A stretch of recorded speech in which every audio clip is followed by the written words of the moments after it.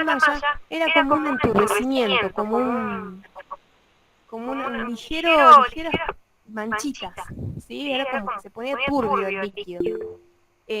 Cuando estamos trabajando con antígenos particulados, como tienen un tamaño mayor, la formación de estos complejos se va manifestando. Soledad, sale cortada la imagen. Sale cortada. ¿Vuelvo a entrar? A ver.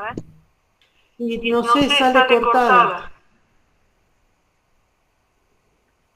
¿Ahí la ven? O como lo de la otra vez. ¿Cómo era? Acá, ¿no? ¿Ahí está mejor? No, más chiquito todavía.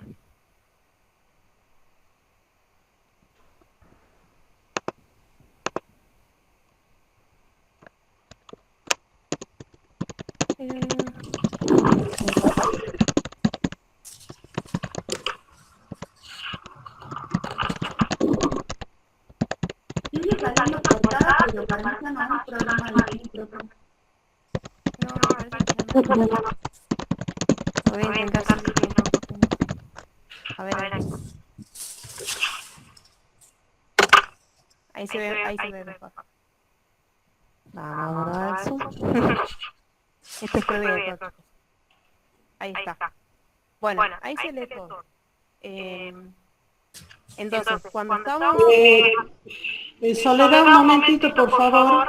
Esta diapositiva no está bien, ¿sí? Esta porque acá puede dar lugar a confusión. La aglutinación se da para antígenos particulares multivalentes y los anticuerpos tienen que ser bivalentes y específicos. Esta diapositiva puede dar lugar a confusión. Chicos, la aglutinación tiene que ser con antígenos particulares y multivalentes y anticuerpos bivalentes específicos. Además, cuando no hay aglutinación acá no es por anticuerpos incompletos funcionalmente univalentes, eso está mal, Soledad. Solamente en el fenómeno de Frozola. Esa diapositiva no la tengan en cuenta, por favor, porque hay un error ahí. ¿Me has escuchado, Soledad? Sí, profesora. Eso igual sí está en el pizarro, ¿no? Sí, bueno, pero la aglutinación no es por esto. En este caso, los anticuerpos incompletos, por eso yo te decía, esto no está bien. Esta diapositiva la tenías que sacar, ¿sí? Porque los anticuerpos incompletos funcionalmente se dan en infecciones crónicas, no es este caso que estás explicando vos. Entonces, esta imagen va a dar lugar a equivocación en los chicos. Bueno, continúa Soledad, pero con esa salvedad que he hecho recién. Bueno, tipos de aglutinación. La aglutinación puede ser de dos formas. Directa es cuando estamos buscando un antígeno, un epítope que forma parte, o sea que es parte constitutiva de un antígeno, ¿sí? Forma parte. Como por ejemplo en la tipificación de los grupos sanguíneos que vamos a ver hoy, donde buscamos antígenos de superficie en los eritrocitos. Eso se conoce como aglutinación directa o aglutinación activa. Otra forma de trabajar con aglutinación es la aglutinación indirecta o pasiva, donde, por ejemplo, si bien se puede trabajar para investigar antígeno o anticuerpo, pero en este caso los anticuerpos que se van a utilizar van a ir dirigidos contra un antígeno que se ha unido artificialmente a una partícula. A ver, Soledad, un momentito, Soledad.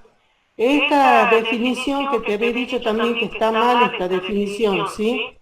Porque tenés que poner acá que el antígeno que se une es soluble. La Por eso dice profesora, transformando una reacción de precipitación, donde ya saben los chicos que el antígeno es soluble. No, bueno, pero ¿cómo viste acá? Acá no está en la diapositiva, Soledad. No está porque esta definición que pones acá puede dar lugar a error. Por eso te decía que la corrijas. Bueno, pero profe, yo lo intenté llamar y no me atiende. Soledad, no es el momento, no es el momento. Esto está mal. Bueno, cuando se une un antígeno soluble a un medio para transformar una aglutinación, puede unirse a látex, que son como microesferas de poliestireno, o a glóbulo rojo o células o bacterias apatógenas. Cuando se trabaja con glóbulo rojo estamos hablando de una hemoaglutinación pasiva. Pasiva, ¿por qué? Porque no es algo que estaba formando ya parte del glóbulo rojo, sino que yo lo agregué químicamente, ¿sí? ¿Para qué se utilizan las pruebas de aglutinación? Para detección de brucelosis, determinación de presencia de estreptococos, salmonela, la leptospira. Bueno, esto es lo que estábamos hablando hace rato, que una reacción de precipitación yo la modifico para que se transforme en una reacción de aglutinación. ¿Por qué? Porque es más sensible. ¿Qué significa? Que en una reacción de precipitación, para yo poder ver una reacción, o para ver un enturbiamiento, tengo que tener una cantidad de antígenos bastante alta. En cambio, si yo transformo a una reacción de precipitación, de aglutinación, perdón, necesito menos cantidad del antígeno para que se produzca una manifestación. En estos casos, como estábamos hablando que no va a ser como un enturbiamiento, sino se van a formar como grumos en la muestra, va a ser más fácil de detectar por más que haya menos cantidades del antígeno.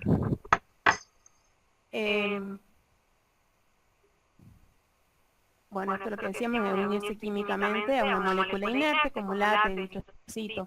Las ventajas que tiene utilizar eritrocitos en lugar de otros está a disposición, es fácil de obtener, se lo pueden conservar a 4 grados, ¿sí? Es más sensible.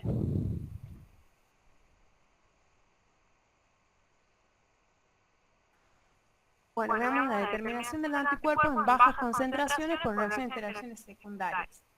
Esto como estamos viendo, cuando el antígeno es soluble y la concentración de anticuerpo o la concentración es muy baja y no se puede visualizar una precipitación, se la va a transformar. ¿Sí? ¿Por qué? Porque es más sensible a las reacciones de aglutinación. Cuando se absorbe, porque el antígeno a soportes inectos, la reacción se llama aglutinación pasiva, y cuando se hace en glóbulos rojos se hace hemoaglutinación pasiva. Para la reacción de hemoaglutinación se puede utilizar estas placas, que son de 96 pocillos, son placas de poliestireno, y si hay la visualización de la reacción se va a observar en el fondo de los pocillos. ¿Por qué? Porque yo el antígeno soluble lo puse en estas placas y se adhirió a las paredes, se absorbió, ¿sí? Y eso me va a dar este tipo de resultados. Si es positiva, se va a formar como una mancha irregular, ven como los bordes muy difusos, ¿sí? ¿Por qué? Porque se me adhirió a la pared. Y en las reacciones negativas vamos a ver este punto más concreto, que es como un botón, se dice. ¿Eso es por qué? Porque es negativa la reacción, ¿sí? No se me unió a la pared, está todo depositado en el fondo del tubito. Bueno, pruebas de secundaria, lo que vamos a ver hoy, las pruebas de aglutinación. Las condiciones que tiene que tener son las mismas que habíamos visto para las pruebas de unión de precipitación. ¿Sí? La temperatura a 37 grados, la concentración de electrolitos a 0,85 y 0,15 mol, un pH de 6,5 a 8,2, y en este caso también la agitación va a aumentar la velocidad de reacción y la viscosidad va a retardar un poco la aparición de la reacción. El día de hoy vamos a ver 3 reacciones. Una es una tipificación de grupo sanguíneo, ¿sí? Que sería una directa. La otra es una reacción salmonela y suero antisalmonela en placa. Y la tercera es una reacción salmonela suero antisalmonela semi-cuantitativa en tubo. Esto es lo que se llama obtención de título. Bien. Vamos a empezar con el grupo sanguíneo.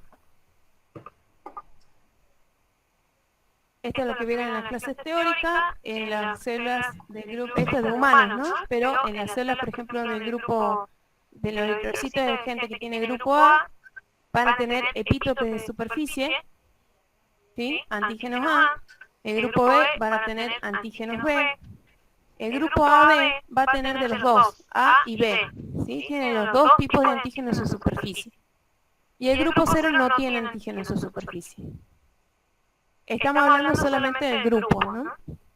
Bueno, estas personas van a tener en su suero anti-B, las personas del grupo B van a tener anti-A, las personas del grupo AB, como tienen los dos tipos de epítope, no van a tener anticuerpos contra A ni B, ¿sí? Y el grupo 0, como no tiene ninguno, tiene ante los dos. Esto, lo que estamos viendo ahora es una hemoaglutinación directa, porque yo lo que estoy buscando son antígenos que están situados en la membrana de los glóbulos rojos, de los hematíes, ¿sí? Entonces van a reaccionar con anticuerpos y el resultado se va a producir como una aglutinación, que ya van a ver como unos grumos. Bueno. Esta técnica consiste en, se coloca en un portaobjeto, 2 gotas de sangre, siempre hay que desinfectar el dedo antes de punzar, salen 2 gotas de sangre y sobre la primera gota vamos a colocar una gota de anti-A, que es anticuerpos anti-A, y en la segunda de anti-B, ¿sí?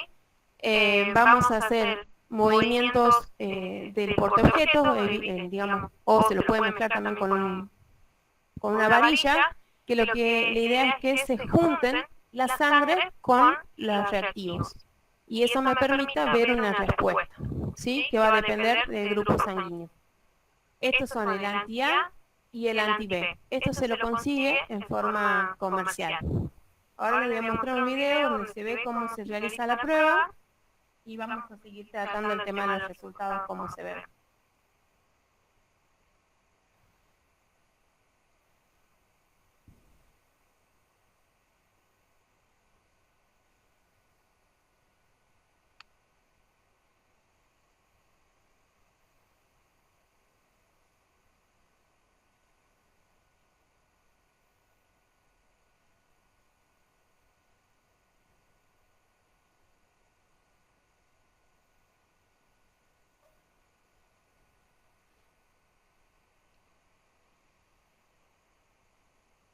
¿Ahí lo pueden ver, chicos?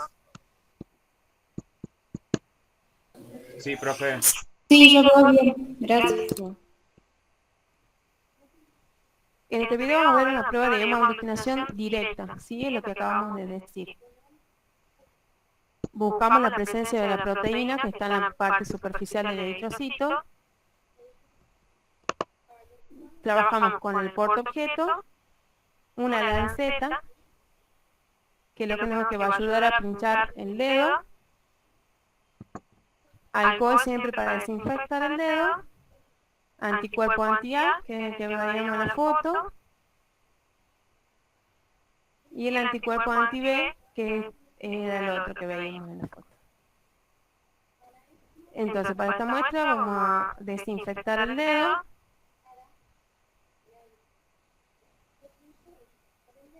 Apretamos el dedo hasta que se pone más rojo, que significa que llega sangre a la punta del dedo.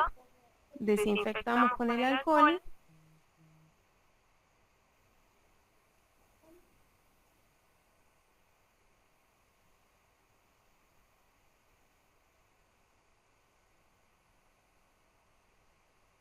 Punzamos y apretamos hasta que sale. Dejamos caer 2 gotas, una en cada extremo del portaobjeto. ¿Ven? Ahí va a caer. Siempre se hace presión sobre el dedo para que pueda caer con más facilidad. Bien. Sobre esas 2 gotas vamos a colocar sobre una gota del anti-A, y sobre la otra gota, una gota del anti-B. Siempre tienen que tener cuidado de no contactar con la punta del gotero, ¿no? Porque se puede contaminar.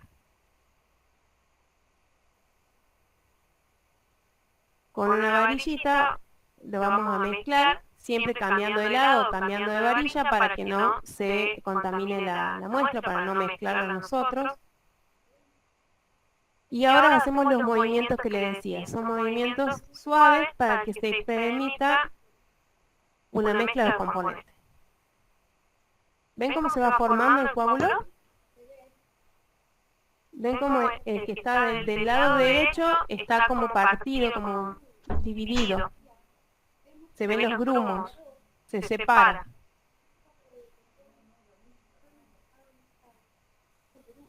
Se ven unos grumos gruesos. Y donde colocamos el anti-B no hay reacción, ¿sí? No se dividió, no se formó grumo. Entonces, eso nos permite saber que es anti-A. ¿Sí? O sea, reacciona con el anti-A, entonces es grupo A. Volvemos a la otra.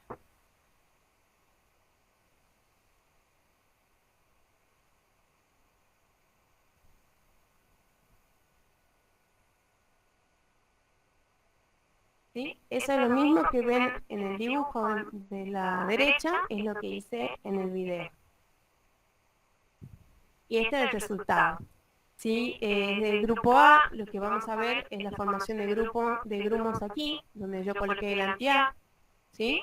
Y donde coloqué el anti-B, como vimos en el video, no va a haber ningún tipo de reacción.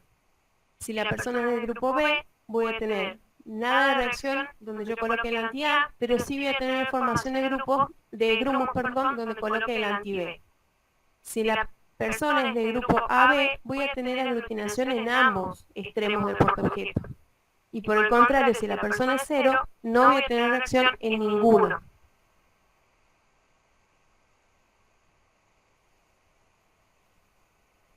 Bien.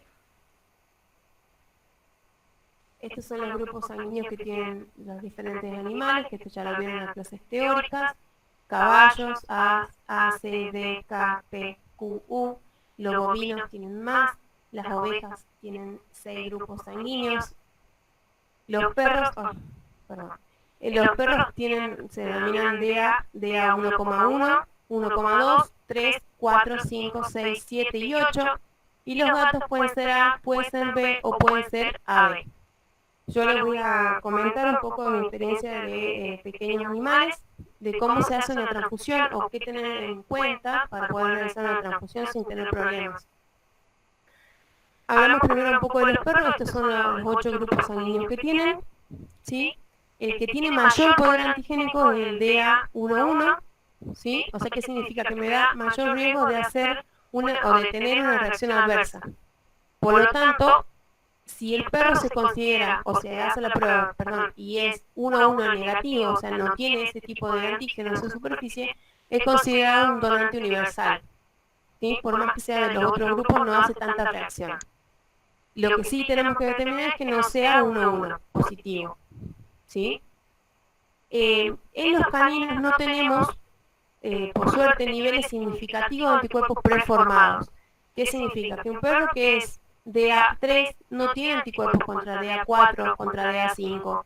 Entonces, eso nos permite hacer por única vez una transfusión sin tener problemas, sin que sea estrictamente necesario realizar pruebas de compatibilidad.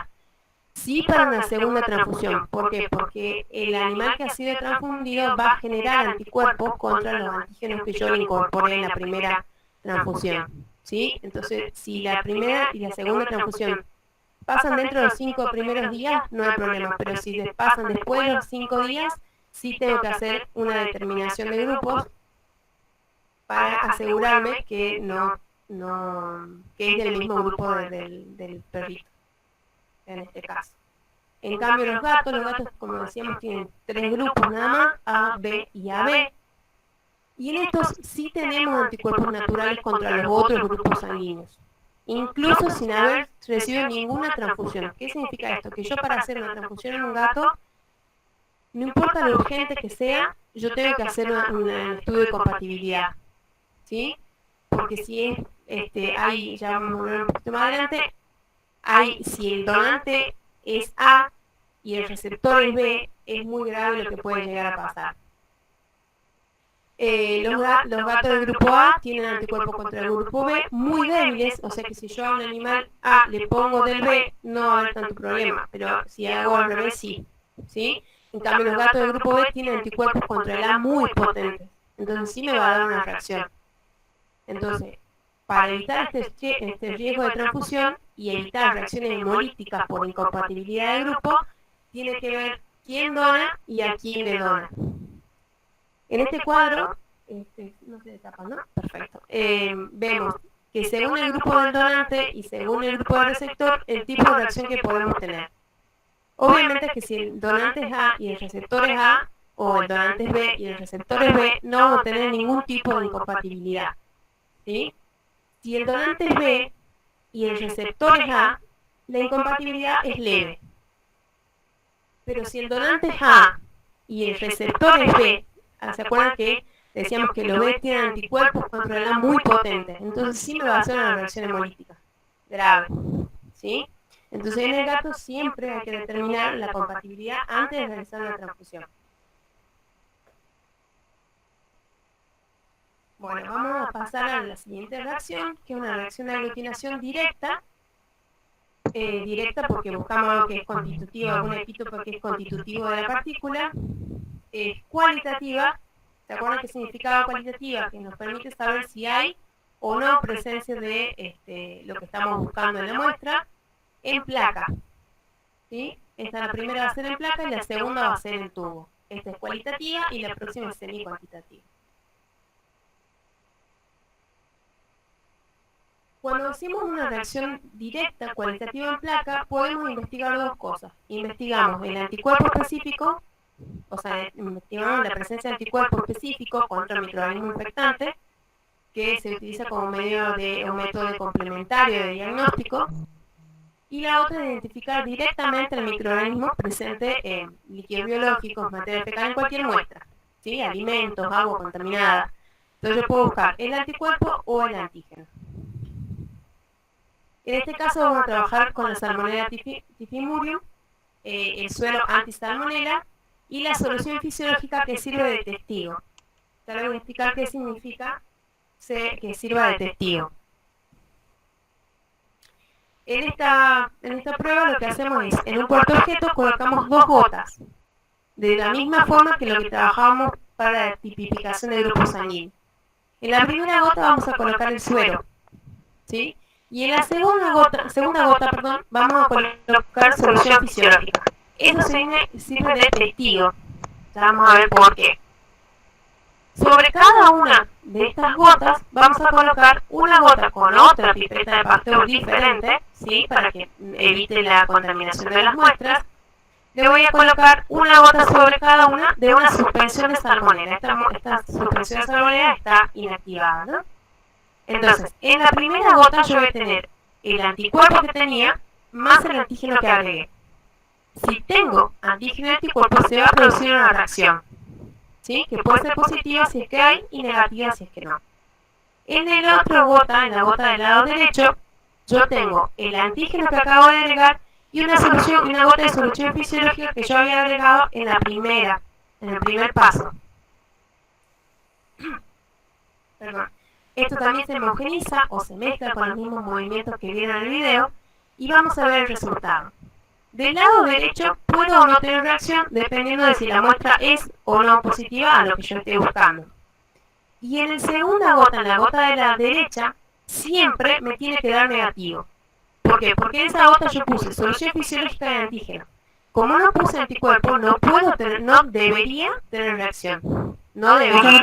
Un momentito, Soledad, que están pidiendo que repitas. ¿Podría repetir, profe? No sé qué parte es. Maximiliano Lazarte, por favor, activa el micrófono y de pedir lo que no entiendas. No sé qué es lo que he pedido que repita. Pero mejor veamos todo al final, así no se pierden, chicos, profe. Así no vamos y venimos. Así vemos todos juntos las dudas. Como quieran. Ah, bueno, eso ha sido mucho. Bueno, listo. Pregunta al final, listo. Bueno, Listo. en la foto de la derecha van a ver, en la primer porta yo tengo una reacción positiva, ven que se ve como un más blanquecino, ¿sí? Bueno, bueno, acá en esta, yo había puesto el antígeno en la solución fisiológica. Como yo no puse un anticuerpo, no debería de tener reacción, ¿sí? ¿Por qué? Porque no tengo con qué me reaccione el antígeno. Salvo que ese antígeno autoaglutine, solo aglutine, sin presencia de anticuerpo. Puede ser una muestra contaminada, bueno, varias causas, pero que puede autoaglutinar. Esa es la función del testigo, asegurarme que ese antígeno no autoaglutina, ¿sí? Porque si el testigo me da positivo, ya la muestra la descarto, porque no me sirve el resultado. Porque si ya solo está aglutinando el antígeno, no me es significativo si con presencia de anticuerpo o sin ella aglutina igual, ¿sí?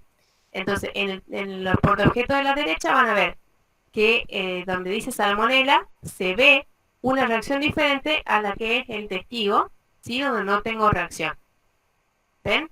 Si esto lo ven, ustedes siempre, nosotros cuando hacemos laboratorio, esto lo vemos sobre un foco, y eso nos permite ver con mayor claridad la formación de grumos. Si esto lo viéramos con un foco de fondo, vemos como grumitos blancos bastante marcados. En cambio acá no vamos a ver transparente nada más, un poco ligeramente blanquecinos, pero no vamos a ver ningún tipo de grumos, ¿sí?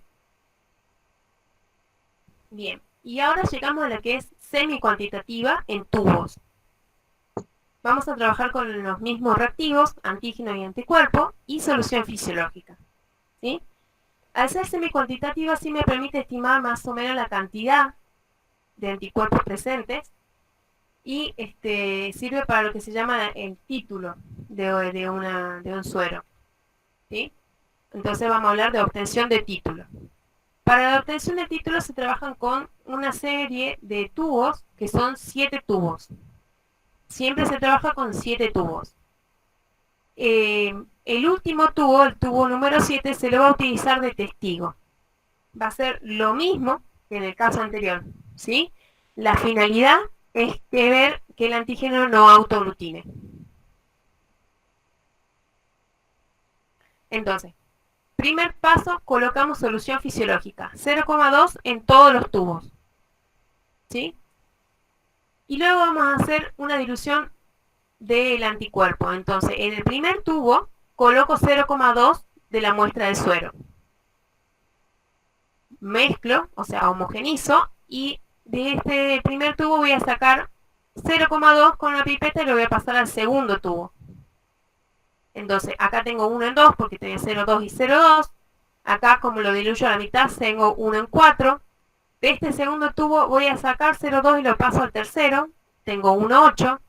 De este tercer tubo saco 0,2 y lo paso al cuarto. Tengo 1 sobre 16. De este paso al próximo y tengo 1 sobre 32. De este quinto tubo paso al sexto tubo y tengo 1 sobre 64. Como el testigo no va a llevar anticuerpos, porque lo que yo quiero asegurarme es que el antígeno no autoaglutine, saco 0,2 de este último tubo, el tubo número 6, y lo descarto, ¿sí? Bueno, ahora ya tenemos anticuerpo y la solución fisiológica en los tubos. Vamos a incorporar el antígeno. El antígeno se coloca la misma cantidad en todos los tubos, 0,2 mililitros en todos los tubos, incluyendo el testigo. Estos tubos se incuban a 37 grados durante 1 o 2 horas y vamos a ver el resultado. Se va a ver en el fondo del tubo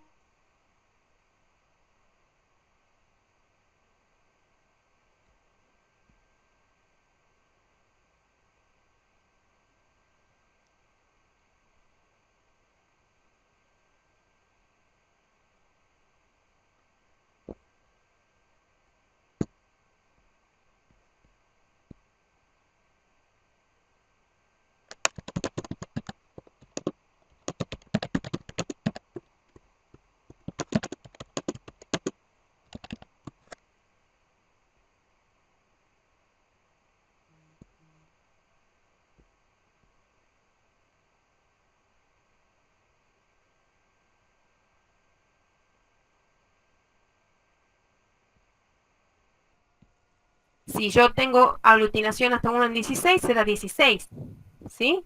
Entonces es la inversa de la máxima dilución, o sea, del máxima dilución que me dé una reacción positiva. Pero acá hay algo muy importante. Yo, para saber qué es la máxima dilución, yo tengo que tener un tubo, por lo menos, de mayor dilución que no me dé reacción. Esto lo vamos a ver ahora. Este es un cuadro donde son 5 muestras para que veamos qué pasa en cada caso, ¿sí? Imaginen los mismos tubos que vimos hace rato. En la muestra número 1 yo tendré reacción hasta 1 en 16. O sea, tendré reacción hasta este tubo. El 1 en 32 ya no tiene reacción, ¿sí? Ya no hay una aglutinación visible. Entonces, el título es 1 en 16, o sea, 16.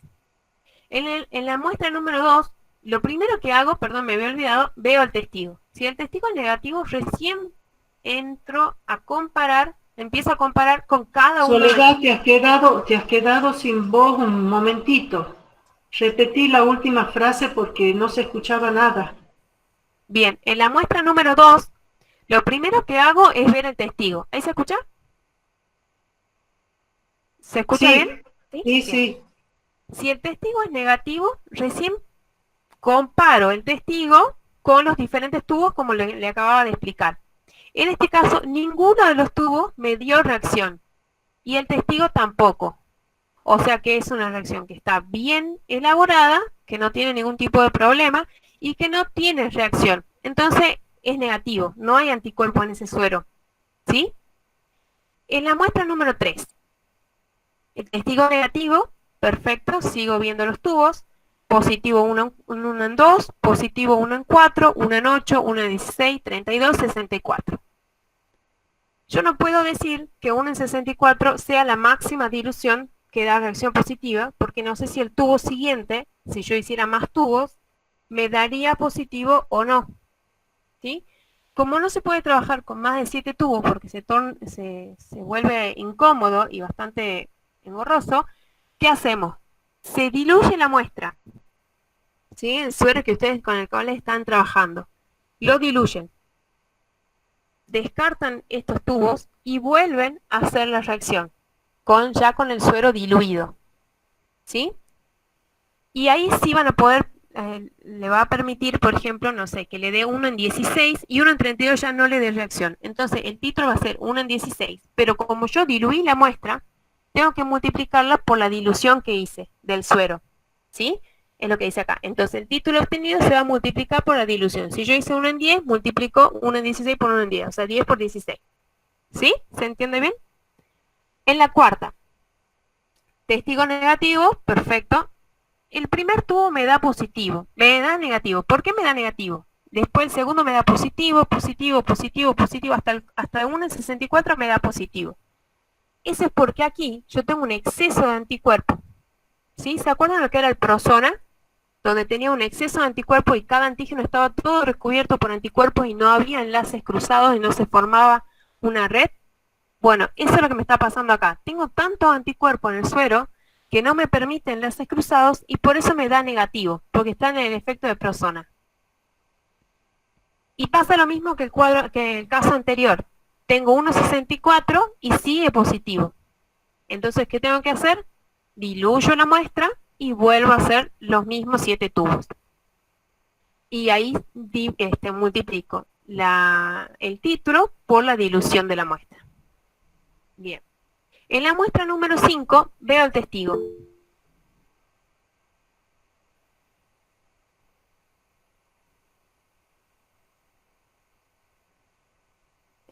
No estaba leyendo el mensaje. Bueno, en la última muestra tengo el testigo positivo.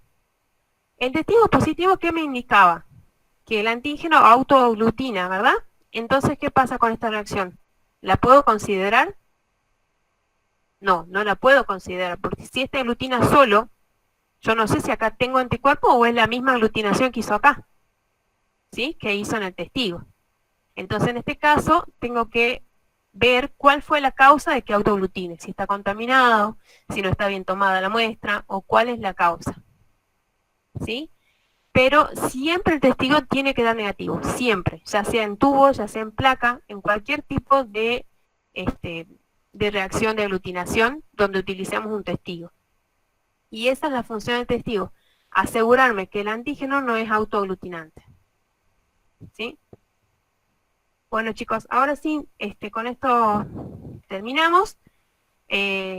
Bueno, veamos cuáles son las dudas que le quedaron, así vuelvo a alguna diapositiva que quedó sin entenderse. Profesor, tengo una duda. Cuando explicó los tipos de aglutinación indirecta e indirecta, ahí me confundí. La indirecta sería. La indirecta. Esta. Claro, porque dice que hay un anticuerpo, pero sería un anticuerpo, sería como que hay un antígeno soluble que se une artificialmente a ese anticuerpo. Exacto. O sea, vos trabajás con antígenos solubles, que lo unís a una partícula, ya sea látex, sea glóbulos rojos, sea una bacteria apatógena. Entonces, vos lo unís. ¿Entendés? Entonces el anticuerpo va a ser dirigido contra ese epítope. que se ha unido, que era lo que venían acá. Este antígeno que es soluble se une a una partícula de látex, por ejemplo, y se va a formar acá, una partícula que se llama sensibilizada. Bien, gracias. Con respecto a la hemoaglutinación, para que quede más claro, la hemoaglutinación es una reacción de interacción secundaria muy sensible. Ya vienen en el comercio los kits de hemoaglutinación para detectar anticuerpos contra bacterias y contra parásitos. Por ejemplo, ustedes quieren determinar si un animal tiene toxoplasmosis, o sea, tiene anticuerpos contra el toxoplasma en ese animal.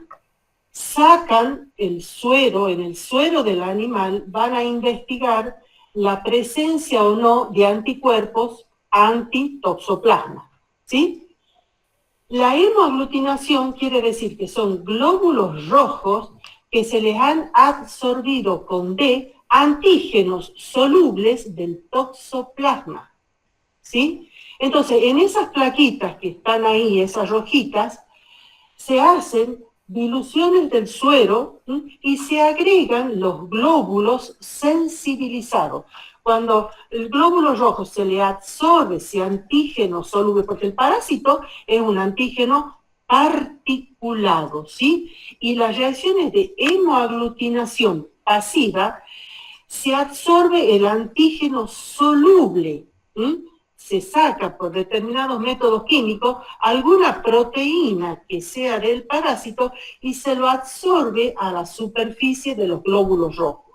Entonces, cuando se hace la reacción, si en el suero de ese animal hay anticuerpos contra el toxoplasma, se va a unir al antígeno que está sobre los glóbulos rojos y va a producir la aglutinación.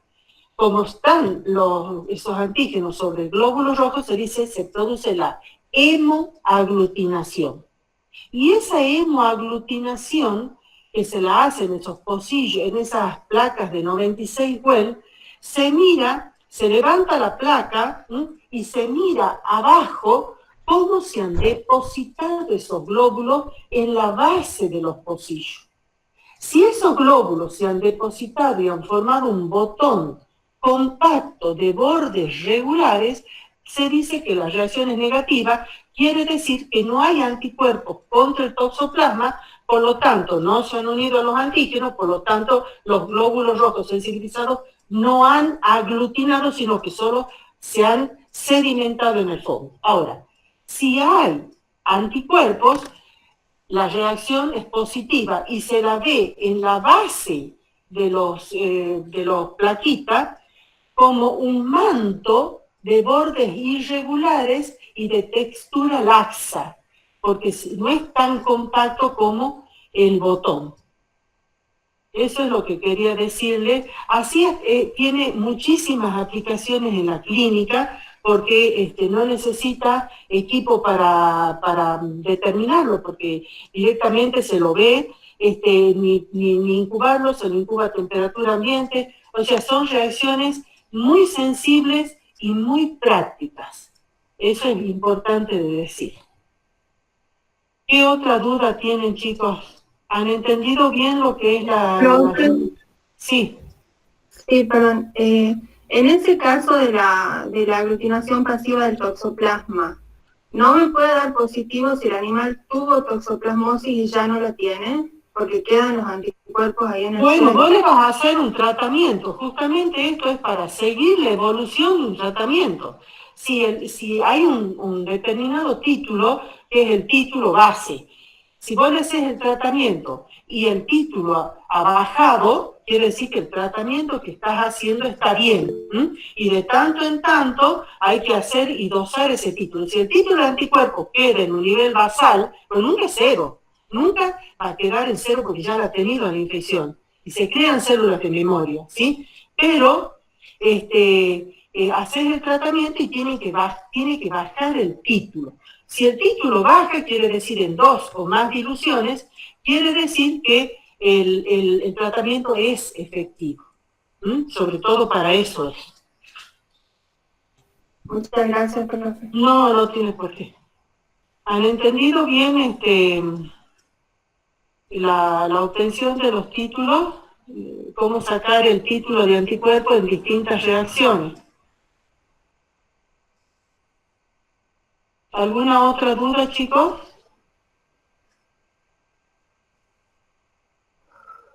¿Han entendido todo?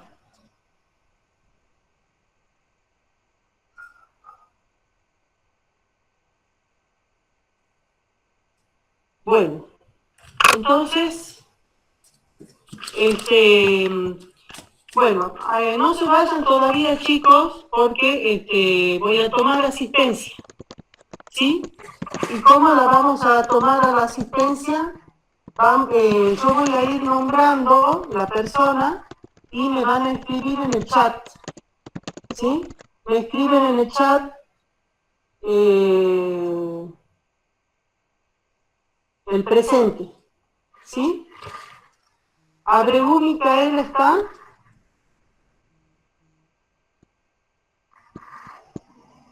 Presente tienen que poner, por favor, presente, bien. A Guille Meni, María Marina. A Guille Meni, ¿está Guille Meni? Álvarez, Ana Laura. Aluyalde presente. Sí, profe, presente. Sí, está bien, está bien. Álvarez, Ana Florencia. Por favor, me escriben en el chat que están presentes. Si no me escriben, yo les pongo ausente.